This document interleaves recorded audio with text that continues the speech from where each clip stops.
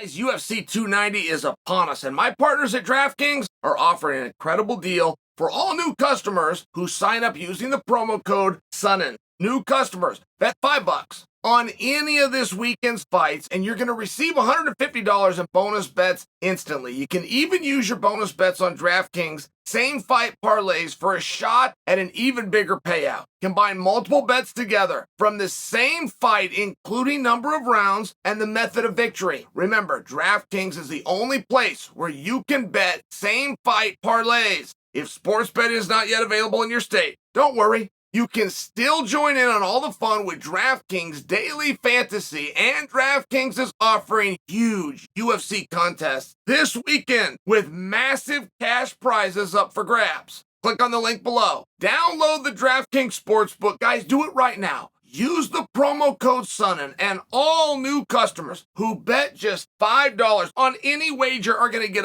$150 in bonus bets instantly. That's promo code Sonnen only at DraftKings.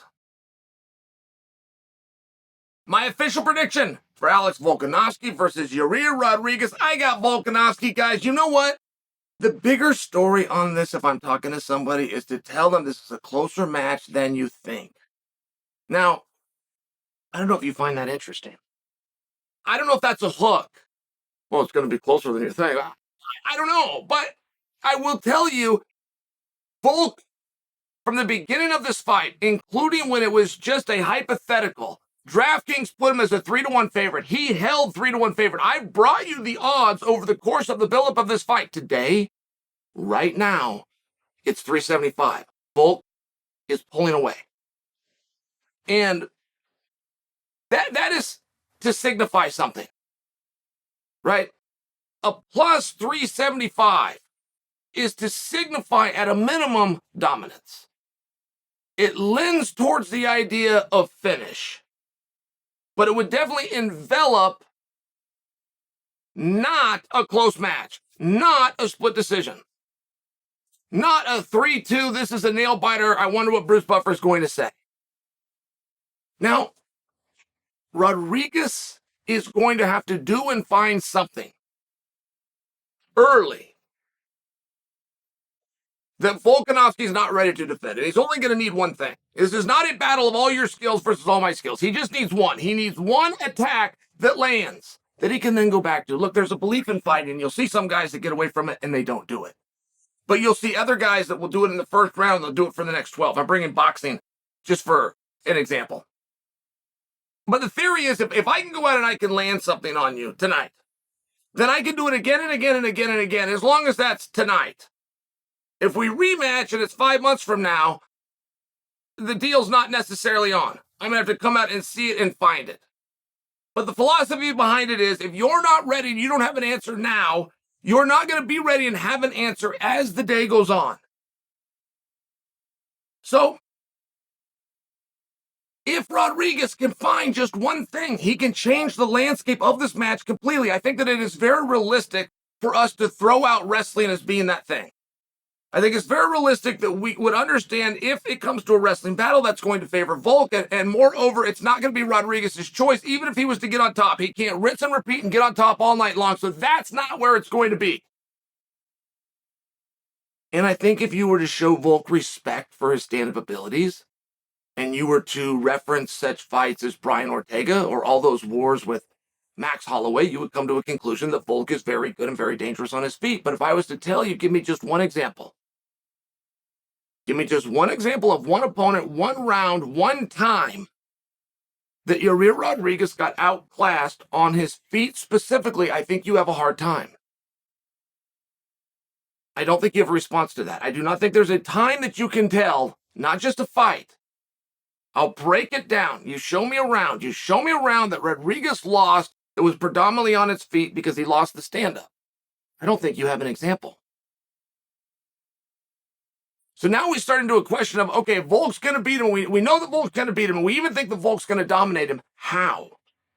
Where is he going to do that? Now you start to get into championship rounds, right? There's a separation in athlete. For the athlete that's been in the 5-round club or who can go rounds 4 and 5. You have a different category for guys that can do this, but Rodriguez has done it a number of times.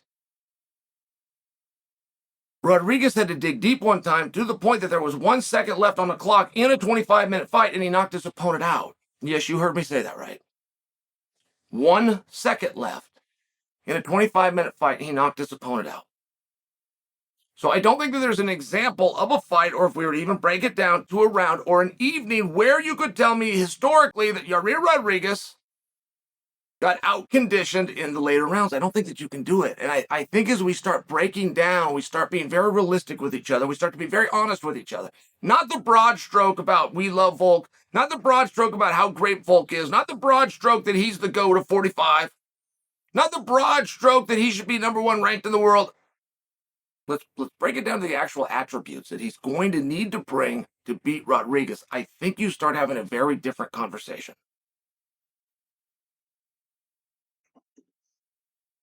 And nobody has worked harder or been more diligent from a strategic standpoint to make sure that you don't pay attention to Rodriguez than Rodriguez. Nobody has said fewer wonderful things about the skills of Rodriguez than Rodriguez. So it's a very interesting position. But the line has moved, and the line has stretched, and people are even more confident. And there was so much made of the physiology change in Volkanovski for Volkanovski going to take on Islam. There was so much made of that. There was meal prep companies that were getting plugs left and right, and there was a nutritionist, and there was Volkanovski sitting there, and he's having to eat all of this food. There was all this stuff done to tell the story of Volkanovski changing his body so he could get up to 155 pounds. But I haven't heard anything done about Volkanovski now needing to put that in reverse and cannibalize his own body to pull it back to 145 pounds. And I do think that it's very relevant. It's possibly helpful. He's possibly having to burn and extend and use so much energy that he's getting in the best shape of his life. I would listen to that for sure. But to act as though it doesn't play a factor at all is a bit of a surprise for me. And what evidence people have seen or what opinions they have come to conclude that Volkanovski should go from a 3-1 favorite to almost a 4-1 favorite also surprises me. I'm open to hear it, but I would love to hear it. I'd love to hear it now. I'd love to hear it before the fight happens. I don't want to hear it, I told you so after the fact. I'm asking you now. Tell me so now. If Volk is going to beat him, and by the way, he's going to do it in very dominant fashion, what does this fight look like? Is your classic ground and pound? Is your outstrike, big brother him, clinch him, dirty box? Go ahead and throw some term at me, whether you know what it means or not. Go ahead and tell me what you think Volk is going to do to dominate Yair to the point that it's appropriate for a 4-1 spread.